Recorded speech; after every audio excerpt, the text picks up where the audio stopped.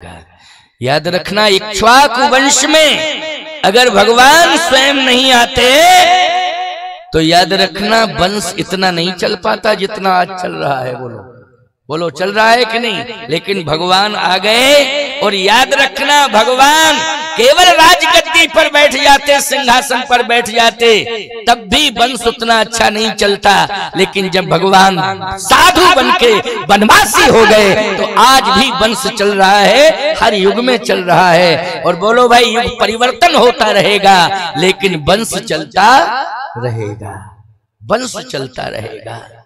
इसलिए भगवान की कृपा से ही कोई संत होता है। भगवान की कृपा भगवान स्वयं भेजते हैं तब साधु होता है। तो आइए सुनिए, कैकेयी अम्बा तो उदास हैं, लेकिन भगवान सबसे पहले कैकेयी अम्बा के पास गए।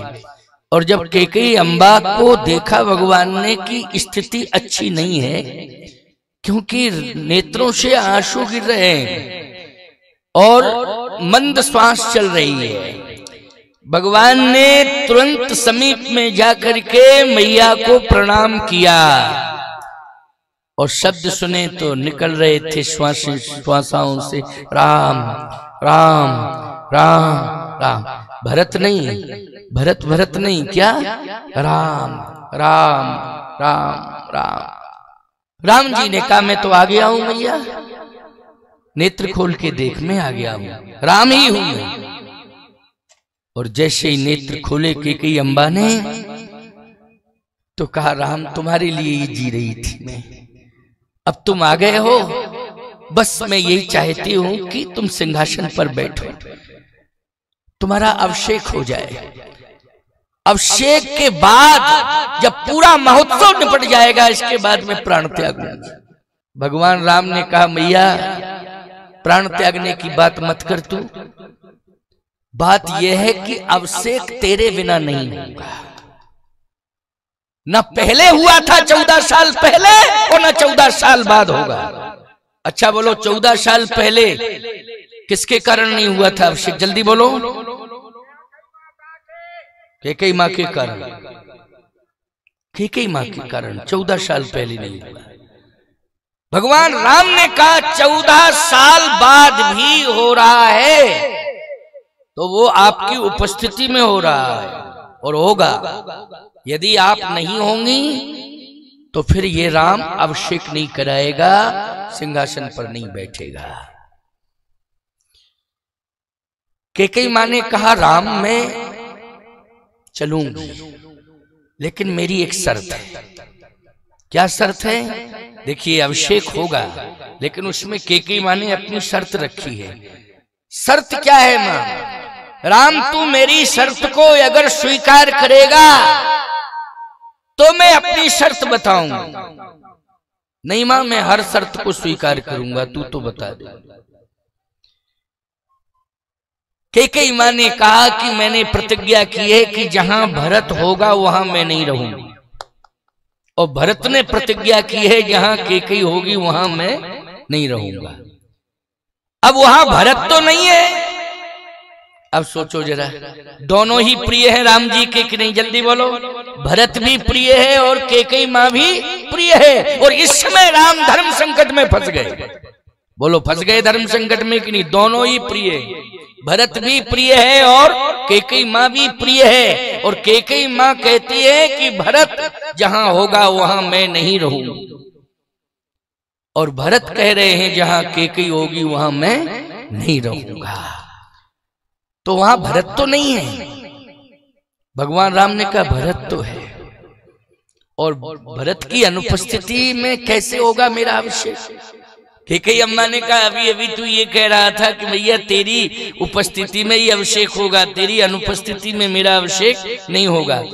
अब तू ये कह रहा है कि भरत के बिना कैसे अभिषेक होगा? तो भरत है लेकिन मेरा आशीर्वाद है, मैं नहीं रहूंगी, मेरा आशीर्वाद वहां रहेगा। जाओ जाओ। भगवान राम ने कहा, नहीं जाऊंगा, आपको साथ लेके जाऊंगा। कैकेयी माँ ने कहा, विवश मत करो, जहां भरत होगा मैं वहां रहूंगी ही नहीं, न जाऊंगी। आखिर बात क्या है? कैकेयी अम्बा ने कहा 14 साल हो रहे हैं, एक दिन भी नहीं आया है मिलने के लिए। कम से कम इतना तो करना ही चाहिए था कि 14 साल बहुत होते हैं।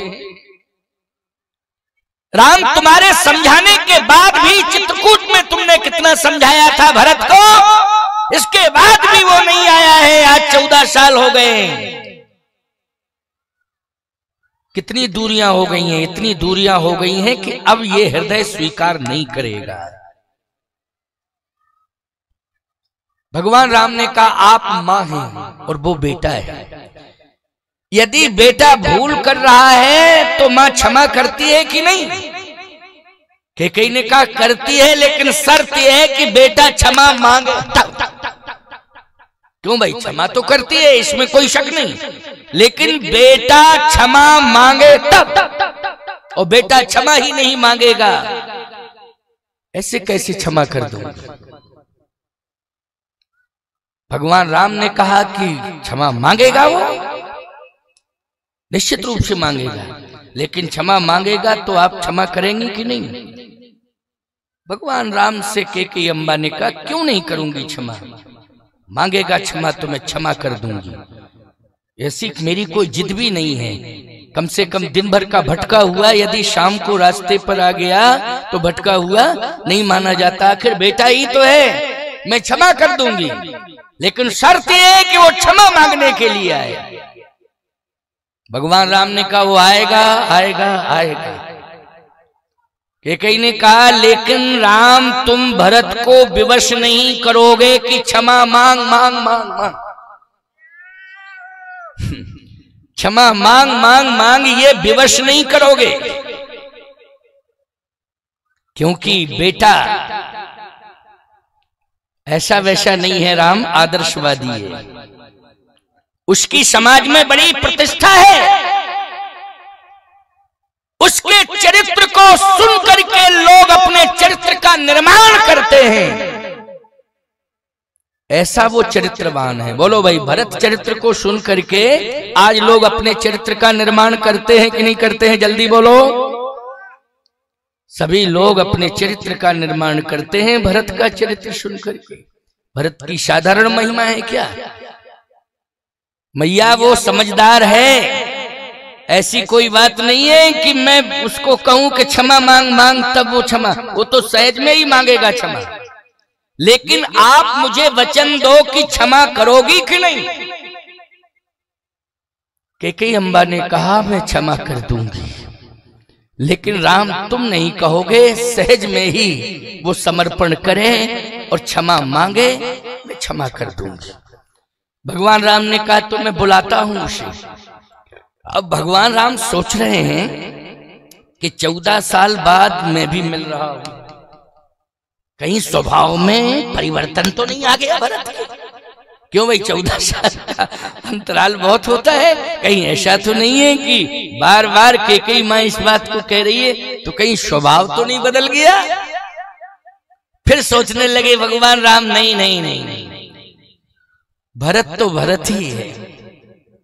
भरत पयोधि गंभीर, वो गंभीर है, साधारण नहीं है।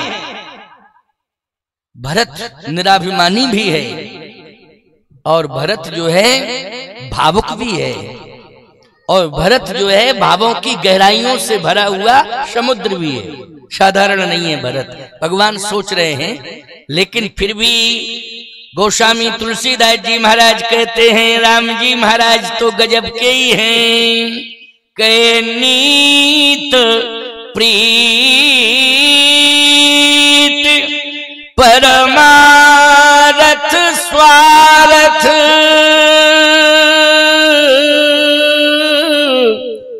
को न राम समझान यथार्थ। नीति प्रीति परमार्थ स्वार्थ श्री राम जी से ज्यादा कोई नहीं जान सकता है। भगवान ने एक नीति का प्रयोग किया है यहाँ। कौन सी नीति? भगवान ने सोचा कि मुझे कहना ना पड़े, लेकिन ऐसा माहौल बना दो कि माहौल देख के ही परिवर्तन हो जाए। क्यों भाई, वातावरण जिसको कहते हैं वातावरण, ऐसा माहौल बना दिया जाए। अच्छा, जैसे आपके घर में संत आवे तो आप चरण धोते हो, आरती करते हो, माला पहनाते हो, साष्टांग दंडवत करते हो, तो बोलो बच्चे इस माहौल को देखते हैं तो बच्चे भी करने लगते हैं कि नहीं करने लगते हैं? बोलो हैं? माहौल को देख करके, वातावरण को देख के बच्चे भी जो अबोध होते हैं, लेकिन उनमें भी ज्ञान हो जाता है, वो भी बोध को प्राप्त हो जाते हैं और बच्चों में भी परिवर्तन आ जाता है और बच्चे भी वही सब करना शुरू कर देते हैं। भगवान ने कहा कि जैसा मैं करूंगा वैसा ही भरत करेगा, माहौल ऐसा बना दिया। तो भगवान राम ने सोचा कि भरत आ रहा है, मुझे कहना ना पड़े। भगवान राम ने कहा मैया एक बात बताता, जब मैं अयोध्या में रहता था तो प्रातःकाल उठ के रघुनाथा मात पिता गुरु नावई माता में ब्रह्म मुहूर्त में जगता था तो तुझे प्रणाम करता था कि नहीं?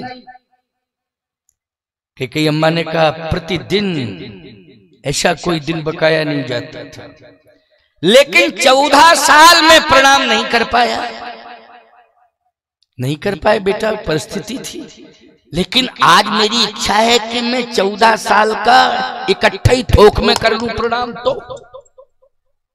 अब कैकेयी अम्मा नहीं समझ पाई, नीत प्रीति परमारथ स्वार्थ को न राम समझान जथारथ। अब नहीं समझ पाई कैकेयी अम्मा।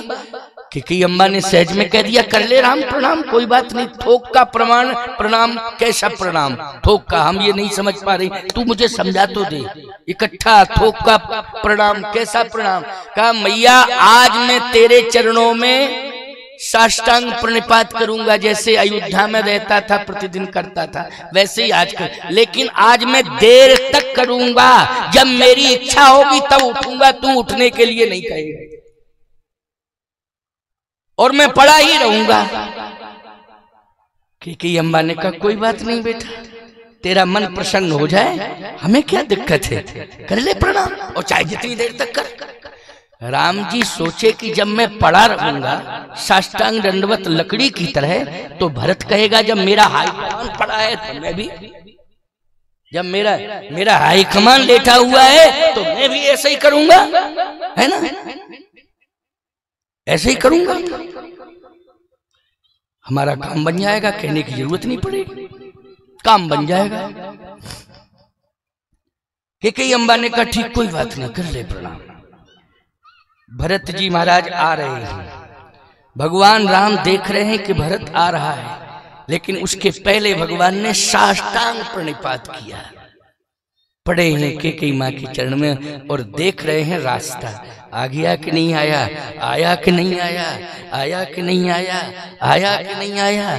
प्रणाम कैकेयी मां को कर रहे हैं, लेकिन देख रहे हैं किसे? भरत को। और इतने में भरत दिखाई दे गए। भगवान राम ने कहा अब देखता हूं क्या होता है। कैकेयी मां देख रही है कि भरत आ रहा है और भरत जी देख रहे हैं कि मेरे प्रभु आज साष्टांग प्रणिपात कर रहे हैं, पड़े हुए हैं, देख रहे हैं भरत जी। बस भरत जी ने देखा है, किसी ने कुछ कहा नहीं भरत से, भरत जी भी साष्टांग हो गए, एकदम साष्टांग। जैसे ही साष्टांग प्रणिपात श्री भरत जी महाराज ने किया, भगवान का हृदय प्रसन्न हो गया, बन गया काम, एकदम बन गया काम, बहुत बढ़िया। अंतर सिर्फ इतना था कि प्रभु राम अंदर भवन में पड़े हुए थे, भरत जी भवन के बाहर पड़े हुए थे, बस अंतर इतना था। अब भगवान राम ने कहा मैया भरत आया नहीं क्या? अरे क्या आ गया है, कहाँ है? वो पड़ा हुआ है लकड़ी की तरह। कहा मैया मैंने तो नहीं कहा है, मैंने कहा क्या भरत को, लेकिन तूने स्वयं देखा है, अपने आप उसके अंदर साष्टांग प्रणाम की भावना आई और वो देखिए पड़ा हुआ है, प्रणिपात कर रहा है, कर रहा है कि नहीं? इसका मतलब है कि वो पाहिमाम पाहिमाम कह रहा है, तू क्षमा कर दे। प्रणिपात का मतलब है पाहिमाम पाहिमाम, क्षमा कर दे। कैकेयी ने कहा नहीं करूंगी क्षमा। क्यों? कैकेयी ने कहा क्लियर नहीं हुआ कि मुझे प्रणाम कर रहा है कि तुझे। जब बाहर ही से कर रहा है दूर से, तो ये क्या क्लियर माना जाएगा कि किसे प्रणाम कर रहा है, मुझे कर रहा है कि तुझे कर रहा है? अंदर आके क्यों नहीं करता है, डायरेक्ट करे प्रणाम, डायरेक्ट। अच्छा, दूर से कोई प्रणाम कर रहा है तो कन्फर्म क्या है, जाके रही भावना जैसी प्रभु मूरत देखी तिन तैसी। जिसका भाव जिसके प्रति होगा, बोलो उसी का प्रणाम माना जाएगा कि नहीं? दूर से अगर कर रहा है कोई प्रणाम, जिसकी भावना जिसके प्रति होगी वो प्रणाम उसी के लगेगा, उसी के पास जाएगा। लेकिन यदि डायरेक्ट आकर के प्रणाम करता है तो क्लियर होता है। तो भरत जी ने कहा कि मैं तो प्रणाम कर रहा हूं, लेकिन ये क्लियर नहीं है। कैकेयी ने कहा कि प्रणाम ये भरत किसके लिए कर रहा है? राम जी ने कहा मैं क्लियर कराए देता हूं, अब मैं क्लियर ही कराए देता हूं। भगवान राम ने कहा भरत खड़े हो जाओ। भरत जी खड़े हो गए, अंदर आओ। कैकेयी ने कहा ये नहीं कहना प्रणाम, मैया बस मैं इतना ही कह रहा हूं, अंदर आ जा। यदि अंदर आके आपको वो प्रणाम नहीं करता है तो फिर मैं डिसीजन दे दूंगा, लेकिन मैं इतना तो कह ही सकता हूं कि मेरे पास आ जा। मैं अपने पास नहीं बुला सकता हूं, हाँ तू स्वतंत्र है अपने पास, लेकिन प्रणाम की मत कहना। भगवान राम ने कहा नहीं नहीं नहीं, मैं प्रणाम की बिल्कुल नहीं कहूंगा। क्यों? जब आप पहले कह चुकी हैं तो। भरत तुम अंदर आओ पहले मेरे पास। भरत जी ने कहा मैं अंदर नहीं आ सकता। कैकेयी ने कहा विरोध दर्ज हो गया, बुलाना ही बेकार हो गया। राम उसने स्पष्ट कह दिया कि मैं अंदर नहीं आ सकता हूं। भगवान राम ने कहा यह शब्द सुनकर के मां मुझे भी कष्ट हो रहा है। भरत ने कभी मेरी अवज्ञा नहीं की है, लेकिन आज भरत के मुख से मैं ये सुन रहा हूं, मैं बुला रहा हूं कि अंदर आओ, और भरत कह रहा है कि मैं अंदर नहीं आ सकता हूं। निश्चित रूप से मुझे कष्ट हो रहा है मां। क्योंकि अम्मा ने कहा मैंने पहले ही कह दिया था, लेकिन समझ में नहीं आता है कि तुम्हारे अंदर कितनी सरलता है, कितनी भावुकता है, समझते नहीं हो परिस्थिति को। मैं तो 14 साल से भुगत रही हूं, 14 साल से मैं भुगत रही हूं। राम जी ने कहा अब नहीं भुगतना पड़ेगा, मैं आज डिसीजन दे दूंगा और क्लियर कर दूंगा। अभी करता हूं मैया क्लियर। भरत अंदर क्यों नहीं आ रहे हो? क्या बात है, अंदर क्यों नहीं आ रहे हो? भरत जी ने कहा इसका कारण यह है कि आप मेरे भगवान हैं, मैं आपका भक्त हूं, और भक्त के साथ मैं आपका पुजारी भी हूं। तो पुजारी तो भगवान के पास आता है ना, भक्त भगवान के पास आता है, पुजारी भी भगवान के पास आता है।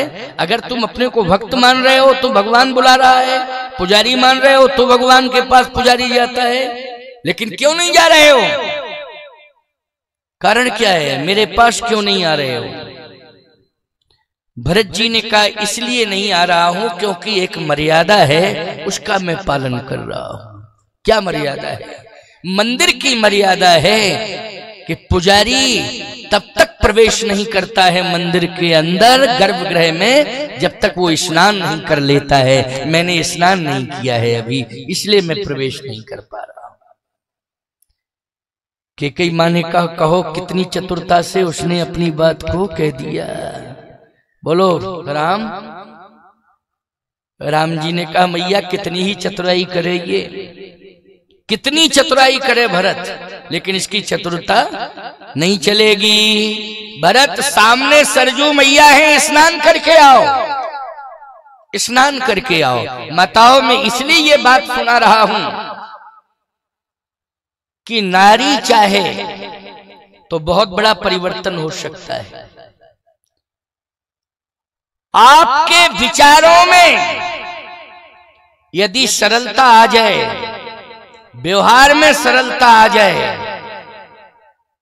तो सूर्योदय के पहले घर में राम राज आ जाएगा। ये मैं चैलेंज से कह रहा हूं, सूर्योदय के पहले राम राज जाएगा। लेकिन आप विचारों में परिवर्तन कर लो, सकारात्मक सोच के साथ परिवर्तन करो। नकारात्मक सोच यदि बनी रहेगी तो दूरियां बढ़ती रहेंगी। यदि सकारात्मक सोच आपकी हो जाएगी जिस दिन, उस दिन निश्चित रूप से रामराज जाएगा। यह है उत्तरकांड का प्रमाण मैं दे रहा हूं, स्पष्ट दे रहा हूं, क्योंकि कुछ ऐसी बात सुना के जाऊं कि सोते समय भी मेरी बात याद आवे आपको। और याद रखना, सुसुप्ति अवस्था में यदि संत की वाणी तुम्हारे हृदय में गूंजती रहेगी तो अवश्य ही हृदय परिवर्तन हो जाएगा, अवश्य हृदय परिवर्तन हो जाएगा, अभूतपूर्व परिवर्तन होगा। तो आज भगवान राम कहते हैं भरत स्नान करके आओ। अब यहां कैकेयी मैया की कितनी बड़ी महिमा है। कैकेयी ने कितना परिवर्तन किया अपने आप में, तब रामराज जाया। कैकेयी मां के परिवर्तन से रामराज जाया है, याद रखना। नहीं तो राम जी भले ही आ जाते फिर भी रामराज नहीं आता, छोड़ के चले जाते अयोध्या को। लेकिन कैकेयी मां में कितना बड़ा परिवर्तन आया। परिवर्तन करने की आवश्यकता है। ये शरीर गुण और दोष से बना हुआ है।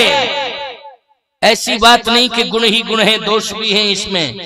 लेकिन सही बताओ, दोषों को दूर करने की कोशिश करना चाहिए कि नहीं करना चाहिए? बस यही दोषों को दूर करने की कोशिश में जिस दिन परिवार के लोग लग जाएंगे, उसी दिन दोष चले जाएंगे, उसी दिन राम राज्य आ जाएगा। क्योंकि दोषों के कारण राम राज्य नहीं आ रहा है।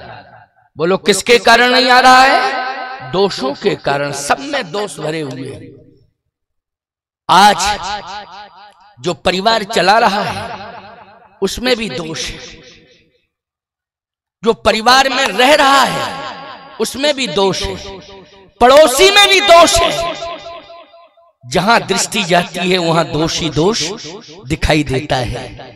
इसलिए रुकावट किसकी है? राम राज्य की रुकावट।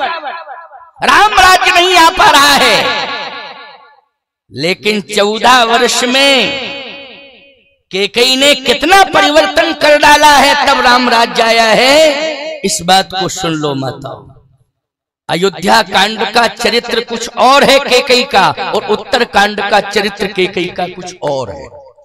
बोलो बदला हुआ है कि नहीं बदला हुआ है? अयोध्या कांड में जो चरित्र की प्रस्तुति दे रही है, आज तक उसकी निंदा हो रही है। बोलो, अयोध्या कांड के चरित्र की बात कर रहा हूं, कैकेयी के आज तक निंदा हो रही है। लेकिन उत्तर कांड में जो उसने प्रस्तुति दी है, याद रखना, आज मैं प्रशंसा करने के लिए विवश हो रहा हूं। इसलिए दोनों पक्षों की बात कर रहा हूं कि कोई भी चिंतक विचारक ये कह सकता है कि नहीं नहीं महाराज, आप इस प्रकार से कैकेयी के बारे में क्यों कह रहे, उसके अंदर दोष ही नहीं है। मैंने क्या कहा? अयोध्या कांड में चरित्र में दोष दिखाई दे रहा है, लेकिन उत्तर कांड में परिवर्तन दिखाई दे रहा है। बोलो दे रहा है कि नहीं दे रहा है? क्यों? रामराज जा रहा है। अद्भुत बात है, रामराज जा रहा है। बात समझ में आ रही है कि नहीं आ रही है? बोलो। क्योंकि आज विश्राम की सभा है और बहुत महत्वपूर्ण सभा है। 11 बजने ही वाले हैं। ज्यादा से ज्यादा 11 तक बोलूंगा। इसके बाद औपचारिकताएं भी तो होनी है। और आज तुम लोगों को चूंकि विश्राम है, इसलिए आज इस मंच के सम्मान में, कथा के सम्मान में, बोलो ग्रंथ की भेंट करनी है कि नहीं करनी है? हैं? ये ग्रंथ का सम्मान तुम नहीं करोगे तो कौन करेगा? इसलिए सभी को ये मौका मिलेगा। ये नहीं कि अपने अपने गमछा तौलियां पकड़ो, झरा झरू के चल दो, हो गई कथा, चलो चले। नहीं नहीं नहीं, ग्रंथ का सम्मान करना है, व्यासपीठ का सम्मान करना है, तब जाना है यहां से। वो आशीर्वाद तो मैं दे ही रहा हूं। लेकिन रामराज्य कितने जल्दी हो रहा है सुन लीजिए, बहुत ही जल्दी रामराज्य होने जा रहा है। परिवर्तन की बात सुन लो, क्योंकि आज वर्तमान की कथाएं और जो वर्तमान काल चल रहा है, जनता भी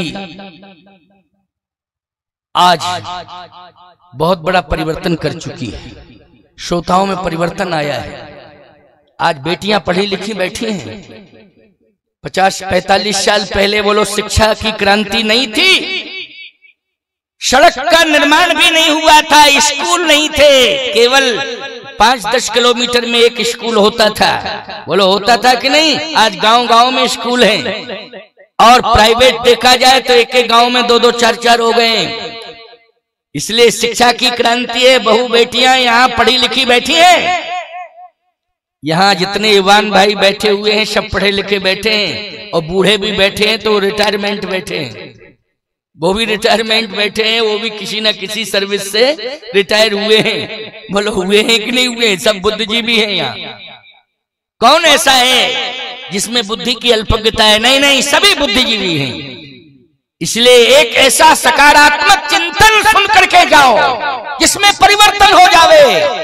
और आज आवश्यकता है परिवर्तन की, बहुत बड़ी आवश्यकता है, क्योंकि राम राज्य केवल कल्पनाओं में खोए हुए हो, साकार नहीं हो रहा है। उसका मूल कारण है कि हम दोष दूर नहीं कर पा रहे हैं। इसके कारण हम दोषों को दूर करने की कोशिश करें।